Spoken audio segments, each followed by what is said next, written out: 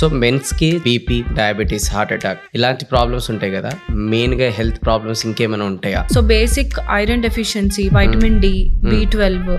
So addictions లో definitely smoking and drinking, cancer and heart diseases, obesity due to bad life style. ఏమిరా బాలరాజు, ఏమిరా ఉపయోగం దేశానికి నీ వల్ల?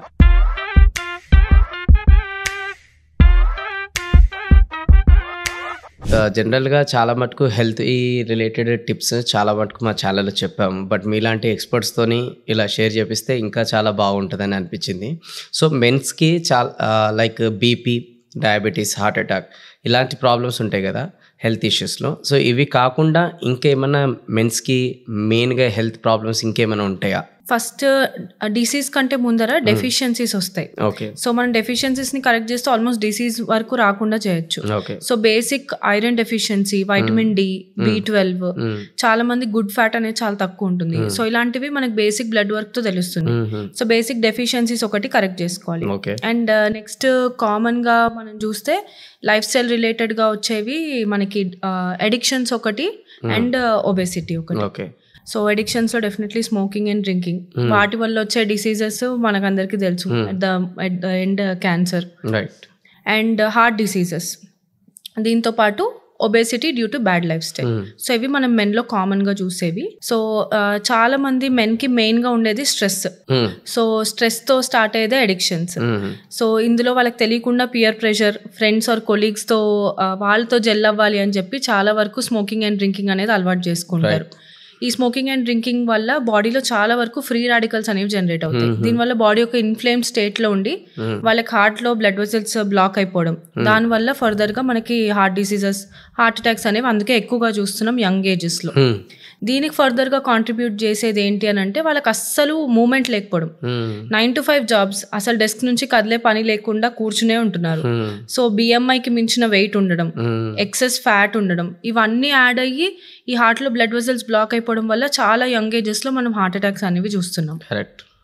అంటే sitting at one place is the time bomb for heart attack అని ఒక డాక్టర్ కూడా చెప్పారనమాట. సో అందుకోసమే మా ఆఫీస్లో కూడా డైలీ ఒక 10 minutes అన్నా వాళ్ళు ఎవ్రీ 2 hours కన్నా 1 hour కన్నా వాక్ చేయాలి. Very good, very good, nice initiative. Smoking, sitting is the new smoking అనేది కూడా ఇప్పుడు మనము వింటున్నాం. కరెక్ట్. సో నెక్స్ట్ ఈ అడిక్షన్స్ కి ఎంత వరకు దూరంగా ఉంటే అంత మంచిది. దాన్ని మనం పియర్ గ్రూప్ ని ఎలా డెవలప్ చేసుకోవాలి అని అంటే ఒక ఫిజికల్ యాక్టివిటీ ఫామ్ అయ్యి, ఒక బ్యాడ్మింటన్ గ్రూప్, ఒక క్రికెట్ గ్రూప్ అలా ఫామ్ చేసుకుని హెల్తీ యాక్టివిటీస్ చేయడానికి మీరు ఒక పియర్ గ్రూప్ ఫామ్ చేసుకోవాలి. అంతేగాని ఇవాళ రాత్రి సిట్టింగ్ వేద్దాం అనే గ్రూప్ నుంచి ఎంత దూరంగా ఉంటే మనం అంత లైఫ్ స్పాన్ అంత బాగుంటది. అవును. అంటే లైక్ ఒక మొబైల్ ఫోన్ని మనం ఈరోజు వెలగట్టొచ్చు, ఒక కార్ని వెలగట్టొచ్చు, ఇల్లుని కూడా వెలగట్టొచ్చు. అలానే ఒక సర్వైవల్ వెళ్ళిందంటే బాడీని కూడా మొత్తం కూడా మనం వెలగట్టొచ్చు. ఆల్మోస్ట్ అప్రాక్స్ 322 crores అని చెప్పారనమాట. సో అట్లాంటి ఒక అసెట్ని మనం డే బై డే ఇలాంటి వాట్ ఎవర్ ఫ్రెండ్ సర్కిల్ అనుకోండి, ఇంకేదైనా అనుకోండి, ఆ అసెట్ ఒక వాల్యూని మనం తగ్గించుకుంటున్నాం.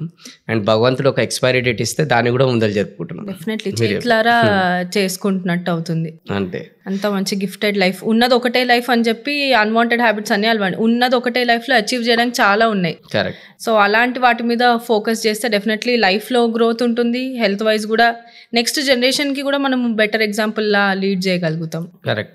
సో ఈ లైఫ్ స్టైల్ కూడా ప్రాపర్ లేకపోతే మెంటల్ ఇష్యూస్ కూడా చాలా వస్తుంటాయి కదా, మెంటల్ హెల్త్ ఇష్యూస్. సో ఈ మెంటల్ హెల్త్ ఇష్యూస్ ఏవైతే వస్తుంటాయి చూడండి, వీటిలో నుంచి బయటపడాలంటే ఏం చేయాలి? మెన్ లో మోస్ట్లీ స్ట్రెస్ మేనేజ్మెంట్ స్కిల్స్ చాలా తక్కువ ఉంటాయి. ఎందుకంటే ఫస్ట్ వాళ్ళు స్ట్రెస్ లో ఉన్నారని ఒప్పుకోవడమే చాలా కష్టం. అదే పెద్ద స్ట్రెస్. డెఫినెట్లీ నాకేముంటుంది, లేదు మేము ఏదైనా హ్యాండిల్ చేసుకోగలము అనే స్ట్రెస్ బాడీలో బిల్డ్ అయినప్పుడు అనవసరమైన ఇన్ఫ్లమేషన్ బాడీలో క్రియేట్ అవుతుంది. సో ఫస్ట్ యాక్సెప్టెన్స్ అనేది చాలా ఇంపార్టెంట్. మీరు స్ట్రెస్ లో ఉన్నారు అని తెలుసుకోవడం చాలా ఇంపార్టెంట్. సో ఆ స్ట్రెస్ ని వెంట్ చేసే మెకానిజమ్స్ లో బెస్ట్ ఏంటి అంటే physical exercise. 30 minutes per day, 150 minutes per week అనేది స్టాండర్డ్ చెప్తాం. ఫిజికల్ యాక్టివిటీ చేసినప్పుడు మనకి సెరోటోనిన్ అనే ఒక గుడ్ హ్యాపీ హార్మోన్, ఎండార్ఫిన్స్ ఇలాంటి మంచి హార్మోన్స్ రిలీజ్ అవుతాయి. సో ఇవి న్యాచురల్లీ స్ట్రెస్ ని లోవర్ చేస్తాయి. ప్లస్ బ్లడ్ సర్క్యులేషన్ పెరుగుతుంది బాడీలో. అన్ని ఆర్గన్స్, వైటల్ ఆర్గన్స్ కి మంచి బ్లడ్ సప్లై ఉంటుంది. సో ఇందాక మనం చెప్పుకునే ఏవైతే డిసీజెస్ ఉన్నాయో వీటన్నిటిని just with basic physical activity మనం తగ్గించవచ్చు. దీనికి హెల్ప్ అయ్యేది ఏంటి అంటే family time. Family time most మన ఇండియన్ మెన్ అనేది ఇవ్వరు. ఆఫీస్ నుంచి వెళ్ళామా, మళ్ళీ ఇంటికి వచ్చిన తర్వాత న్యూస్ చూసామా, తినేసి పడుకున్నామా. సో ఫ్యామిలీతో క్వాలిటీ టైం స్పెండ్ చేస్తే ఆ స్ట్రెస్ లెవెల్స్ న్యాచురలీ లో అవుతాయి. సో మనకి అదే అగైన్ హ్యాపీ హార్మోన్స్ అనేవి రిలీజ్ అవుతాయి ఫ్యామిలీతో టైం స్పెండ్ చేసినప్పుడు. సో ఫ్యామిలీతో బాండ్ అవ్వండి, ఫ్యామిలీతో ఒక గ్రూప్ యాక్టివిటీ లాగా వీకెండ్లో కలిసి ఎక్కడికైనా ఒక చిన్న యాక్టివిటీ చేయడం, ఇంట్లోనే అవ్వచ్చు, ఒక రొటీన్ బిల్డ్ చేసుకోవడం ఫ్యామిలీతో.